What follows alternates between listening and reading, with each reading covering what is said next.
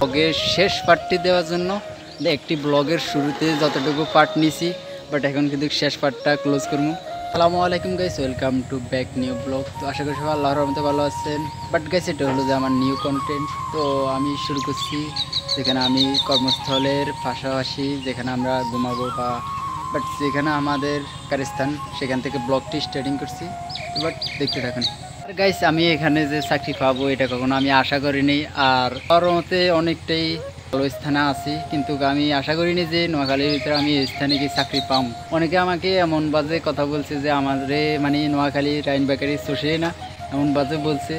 তো আমি অনেক কথা ডিফেন্ড করি, কিন্তু আমি কিন্তু এখানে চাকরি করার আশাতে আসি নাই। বাট আমি শুধু একটু দেখার ইচ্ছাতে আসছি, কিন্তু অনেক দিন হয়েছে কিন্তু আমি দেখি না। বাট এক বছরের ভিতরে প্রায় আসা যাওয়া হয়নি। তো একটু দেখার ইচ্ছাতে আসছি, কিন্তু এখানে চাকরি হয়ে যাবে তা আমি কল্পনা করিনি। বাট এটা হলো যে আমার রিয়েলি নিউ একটা ভিডিও। তো অনেক ধরেন বেকারি কারিগররা অনেক কথা বলছে, বাট আমি ওটা নিয়ে মাথা ঘামাই না, কারণ আমার কিন্তু টার্গেট ছিল কিন্তু নোয়াখালীতে বাইরে যাও। তো সেই দুঃখতা আমি কিন্তু এখনও অবধি আমি এটা ফিল করি যে আমি নোয়াখালীতেই নেই। আর গাইস, এখন কিন্তু আমাদের কারিগর বাইরে কিন্তু ব্যাকে কিন্তু বাইরেছে, কারণ ছয়টা বাজে ডিউটি শেষ অলরেডি। ডিউটি কিন্তু খবরের শেষে দেখেন খানা দানা সব দিকে একদম অ্যাকুরেট। আর এই মিয়া ইন নাগা শামসি লইদেন নগা ইউটিউবে যাই নাগা এই তো হলো যে বড় কারিগর। আর ওনাকে দেখাই দিছি, কারণ এরম বাজে উপর মানে বাংলাদেশ সমান প্রায় 16-17 হাজার টাকার মতো। গাইস, এটা হলো যে একদম বড় আকারে বিশাল একটি মাঠ, বাট এখানে কিন্তু ফুটবল খেলার লাগে আমাদের জন্য একদমই পারফেক্ট। আর এই সাইডে এসেছে আমাদের স্টাফঘর, বাট এখানে কিন্তু একদম পরিবেশটা অনেকটাই সুন্দর। বাট থাকার স্থান, ঘুমানোর স্থান, খাওয়ার স্থান, টাইম টু টাইম সব কিছু অ্যাকুরেট আছে। বাট অনেকটাই ভালো লাগছে আমার কাছে, কিন্তু আমি যে এই চাকরি পাবো এটা কল্পনা করিনি। কিন্তু আমি এখন যাব যে উপরে, বাট উপরে সে দেখি ভিউটা কীরকম, আর কুমিরাট বাজারে দেখবো বাট ইয়াটা কীরকম রেজুলেশনটা ভিডিওর। আমি এখান থেকে পুরো এরিয়াটা নেবো, যেটা মানে পুরোটা দেখা যাবে ভিডিওর ভিতরে। সেই টার্গেট অনুযায়ী কিন্তু পুরো ভিউটা চাই কীরকম লাগে, বাট সেটাই কালেক্ট করবো। আর গাইস, এখানে নিচ থেকে ভিউটা দেখেন কতটাই অস্থির, বাট আমার থেকে অত্যন্ত ভালো লাগছে এই ভিউটা, একদমই অসাধারণ। কিন্তু মানে একতলা থেকে আমরা ভিডিওটা শ্যুট নিছি, দোতলা থেকে। এই যে এখান থেকে কিন্তু পুরো স্টাফ ঘরটা অলরেডি দেখা যায়, জুম করিনি, বাট একদমই এবার দিরুম। এটা হলো যাই উপরের তলা, বাট এখান থেকে ভিউটা কিন্তু আরও অস্থির।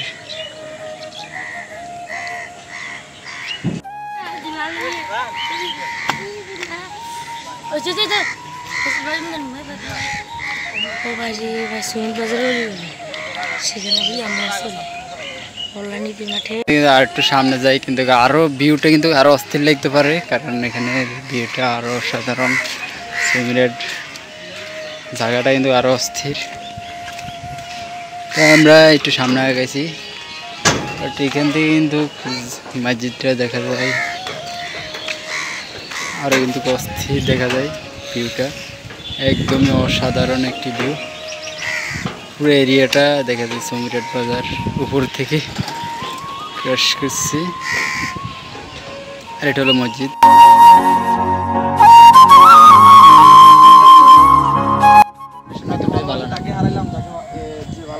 আর গাইস, কিন্তু এখন রাতের ভিউটা সবচাইতে অস্থির। আর এখন কিন্তু আজান দিছে, বাট আমরা এখান থেকে কিন্তু আমরা চলে যাব রাতের বেলা। কিন্তু কুমিরাট বাজারের ভিউটা কিন্তু আরো অস্থির লেভেলের। বাট এখানে কিন্তু দোতলার উপরে আমরা আছি বর্তমানে, বাট দোতলার উপরে আছি, বাট অস্থির লেভেলের ভিউ রাতের, একদম জমজমাটা একটি অবস্থা। রাতের সবচাইতে ভিউটা অস্থির লেভেলের। আর এখানে কিন্তু আমি উঠছি শুধুমাত্র একটি ব্লগ, সেই উদ্দেশ্যে কিন্তু উঠছি। কিন্তু কুমিরাট বাজারের ভিতরে সবচাইতে ভিউ অস্থির লেভেলের, শুধুমাত্র এই জায়গার দাঁড়াইলে কিন্তু বোঝা যায় একদম পুরো একটা এরিয়ার ভিতরে মানে রেজুলেশন করা আছে পুরো এরিয়া। কিন্তু আমার থেকে বাট এটাই ভালো লাগছে। তো থ্যাংক ইউ সো মাচ আপনাদেরকে, কারণ আমার ব্লগটি দেখার জন্য ধন্যবাদ। সবাই ভালো থাকবেন, সুস্থ থাকবেন। আসসালামু আলাইকুম।